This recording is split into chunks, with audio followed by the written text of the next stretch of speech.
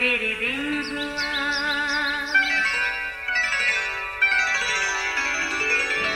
नया फिर दिन हुआ, पुरानी रात का करे सो शुक्र हम खुदा की जात का, खुदा की जात का, नया फिर दिन हुआ।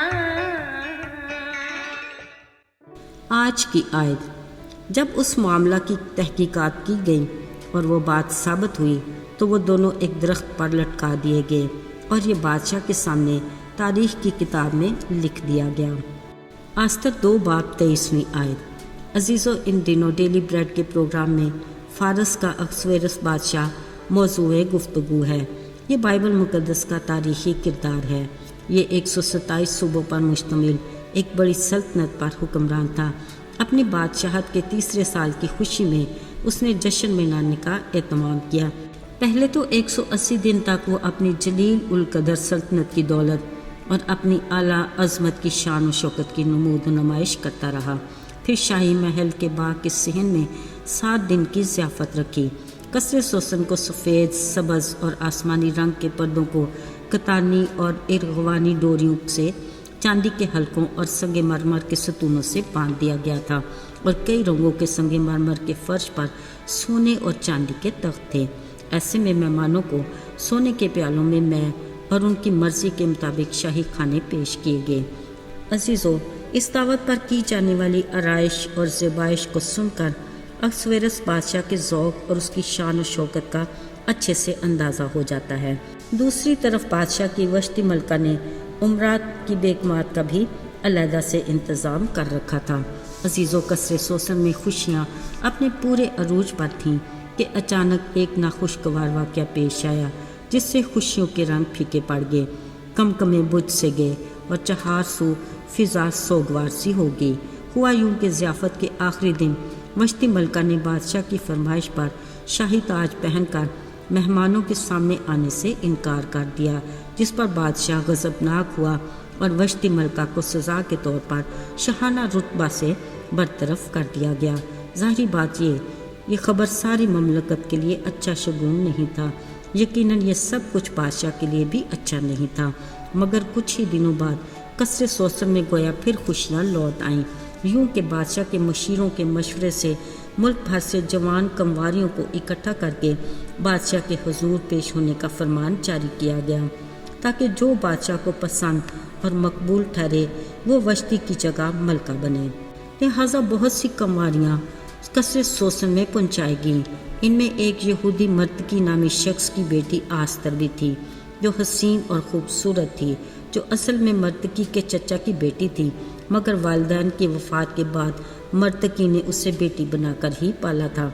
अजीज़ों, गौरतलब बात यह है कि ना सिर्फ ये कि आस्तर कसरे सोसन में वारद हुई बल्कि कलाम मुक़द्दस में तहरीर है कि वो अक्सवेरस बादशाह की मलका भी बनी, क्योंकि उसी को बादशाह ने बहुत सी कंवारियों में पसंद किया और वो मकबूल नज़र हुई, बावजूद इसके कि वो यहूदी कौम से थी। अजीज़ों, सोच में तो ये बात आती है कि कैसे एक यहूदी लड़की परदेस मुल्क में आकर बादशाह की मलका बनी। याद रहे, मर्तकी यरूशलेम के उन असीरों में से था जो नबूकदनेस्सर बादशाह के दौर में असीर होकर बाबल आए थे।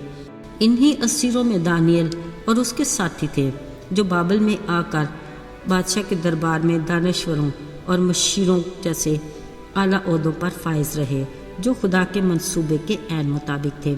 आज भी बज़ाहिर यहूदियों के सिलसिले कुछ उलझे से लग रहे थे, मगर अंदर खाते खुदा की प्लानिंग क्या थी वही जाने।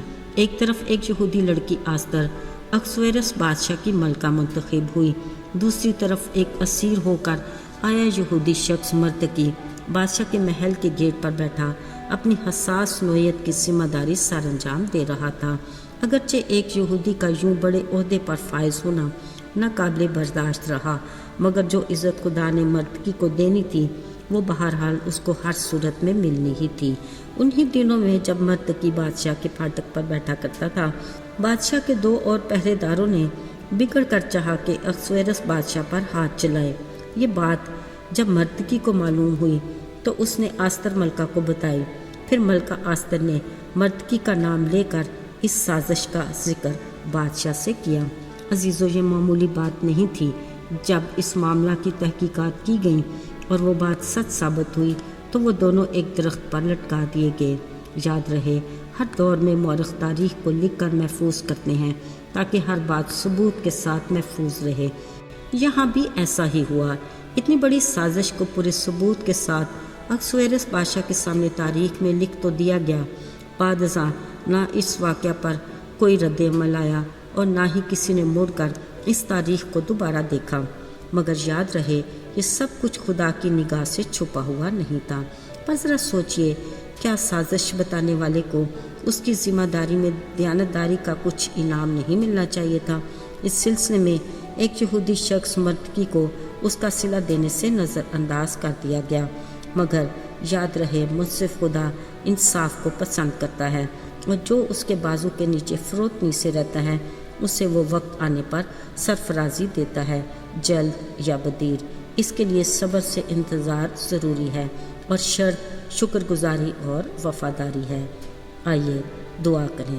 قادر مطلق زندہ جلالی خدا، تو جو لا تبدیل ہے اور تیرے وعدے اٹل ہیں، تو ہر حال اور ہر صورت اپنے وفادار بندوں کے لیے بہتری اور بھلائی سوچتا ہے۔